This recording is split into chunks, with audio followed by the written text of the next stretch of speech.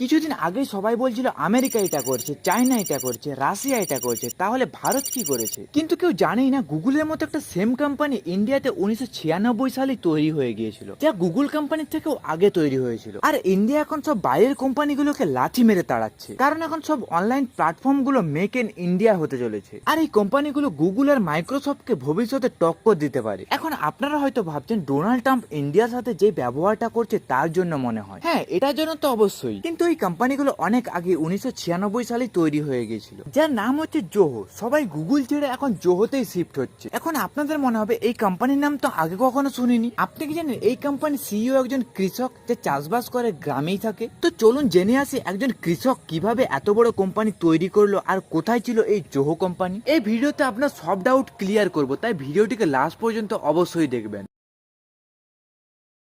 এর শুরুটা হয়েছিল তামিলনাড়ুর একটি ছোট্ট গ্রাম থেকে,